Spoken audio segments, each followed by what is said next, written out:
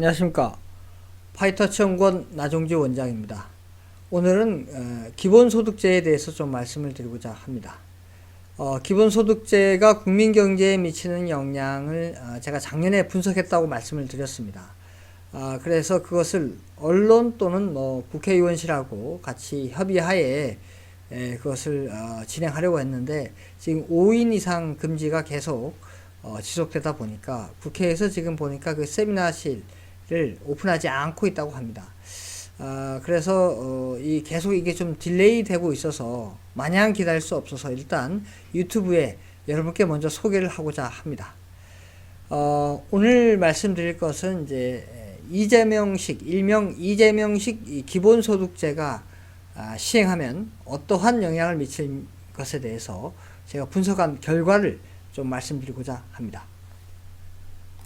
자, 첫 번째 시나리오는 생산 가능 인구, 이제 15세 이상 인구의 기본소득으로 월 20만원씩 지급하면서 필요한 재원은 자본소득세를 부과하여 조달하는 경우가 되겠습니다.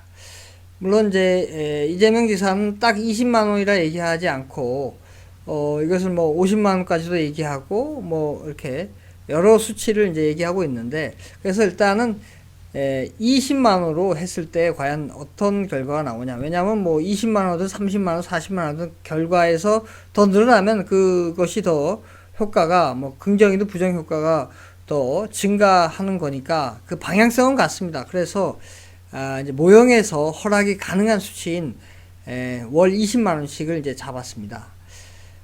이렇게 월 20만원씩을 이제 생산 가능 인구에 주게 되면은 연으로 따졌을 때 경제 전체에서 107조에 해당됩니다. GDP로는 약 6%에 해당됩니다.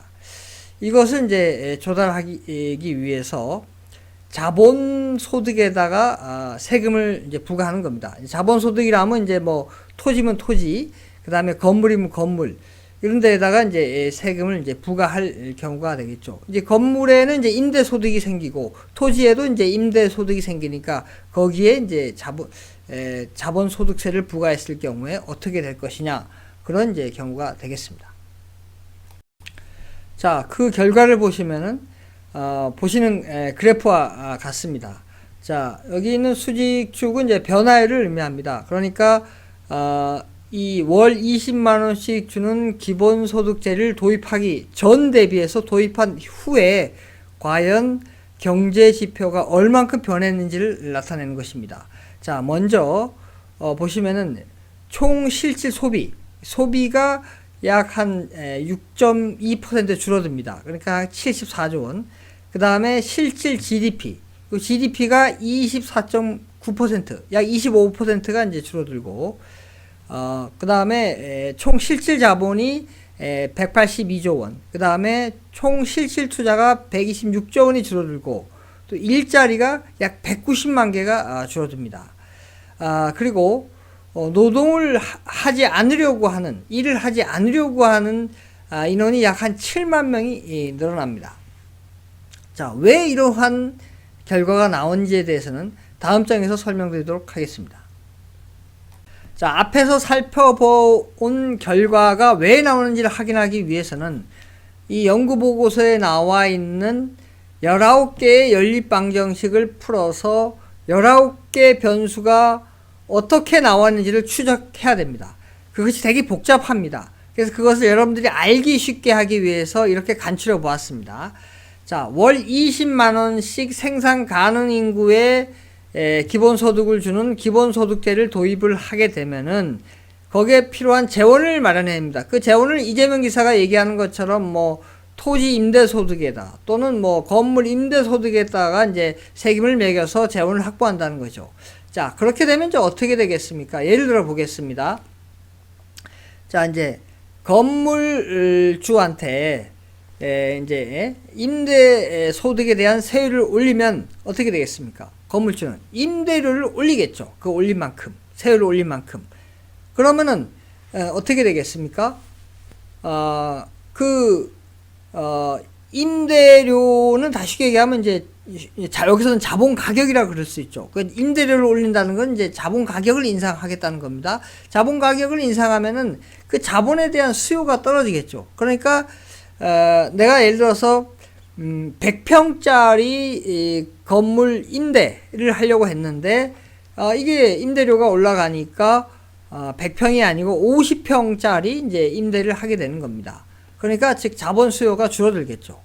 그 자본 수요가 줄게 되면은 100평으로 했을 때는 내가 한 30명을 종업원을 둘라 그랬는데 그게 이제 반토막 났으니까 인원도 줄여야 되지 않습니까? 그래서 15명만 이제 일자리를 이제 수요하게 되는 거죠. 이제 필요로 하게 되는 거죠.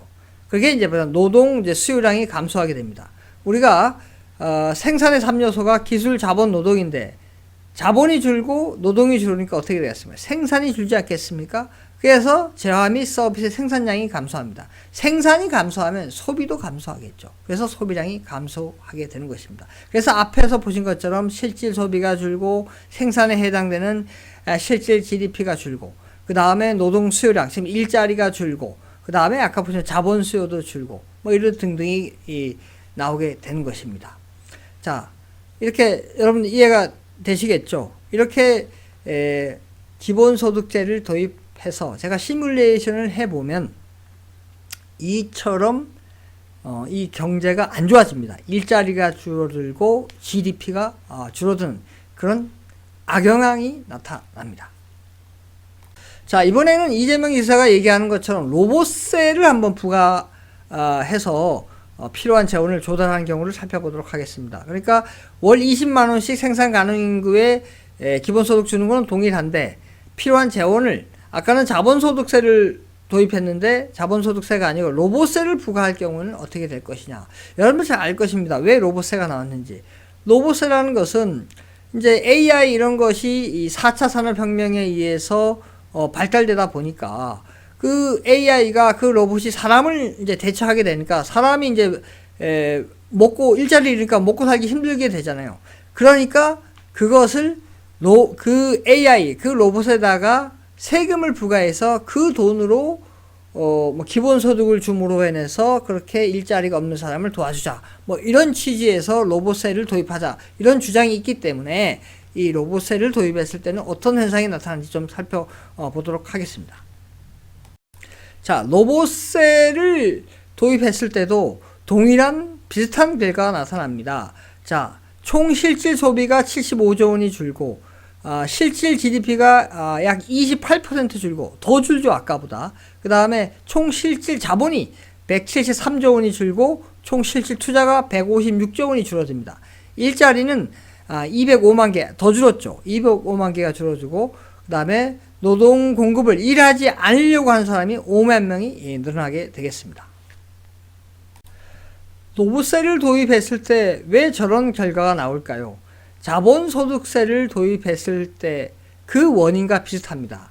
자, 기본소득제를 도입해서 그 재원을 로봇세율을 인상해서 마련하고자 하면 자, 로봇세율이라는 것은 그 로봇을 만든 사람이 이제 임대를 해주는 거죠. 로봇을 빌려주는 거죠. 그러면 이제 빌려준 거에 대한 이제 소득이 생기지 않습니까? 그 소득에 대한 이제 로봇세를 이제 매기겠다는 건데, 세율을 올리겠다는 건데, 그러면 이제 로봇 주인은 어떻게 하겠습니까? 그만큼 로봇 가격을 올리겠죠. 그 로봇을 사용한 가격을 올립니다. 그래서 로봇 가격이 인상됩니다.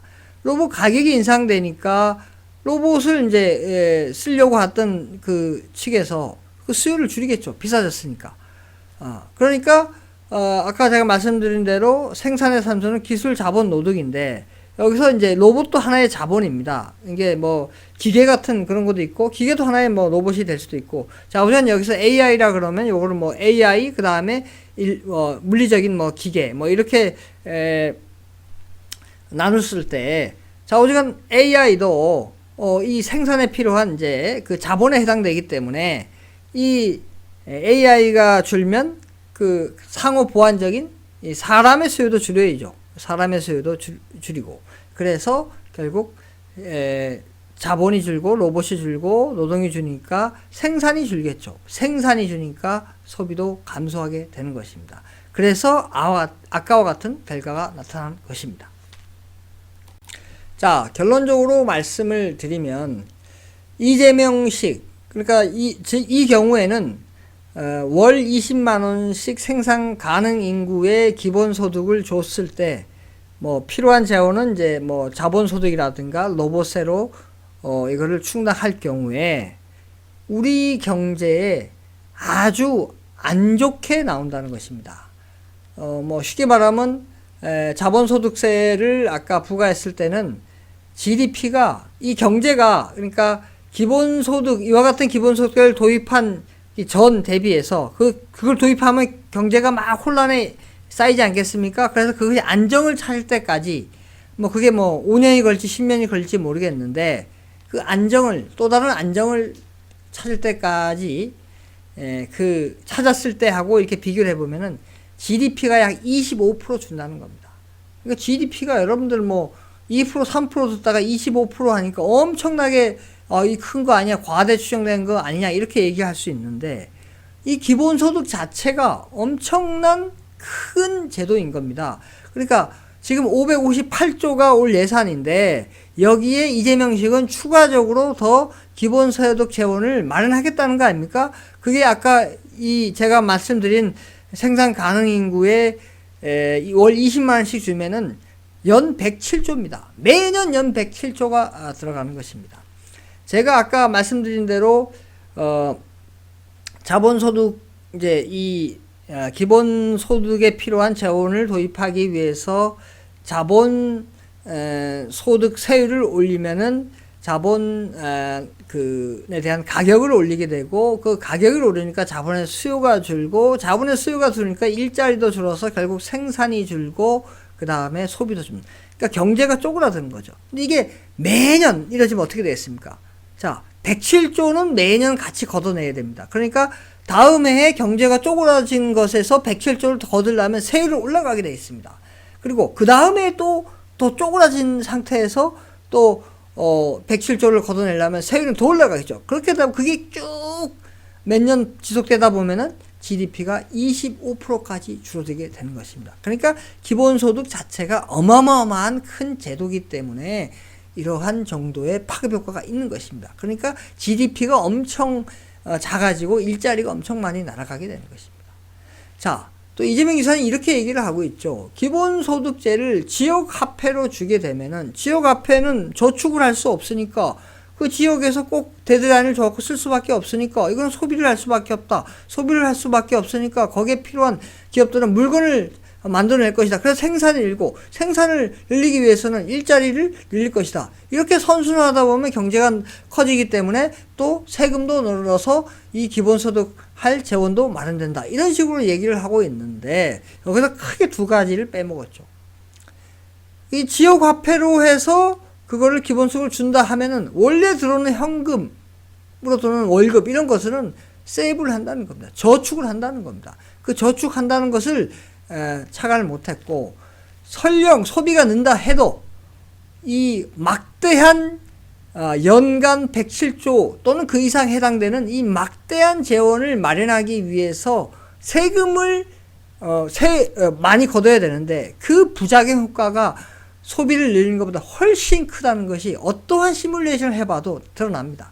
이런 것을 잘 모르고 이것을 도입했을 때 저는 우리 경제가 정말 큰 혼란을 겪을 수 있다. 이렇게 말씀을 드리겠습니다. 예, 오늘은 여기까지 하겠습니다. 구독, 좋아요 부탁드립니다. 감사합니다.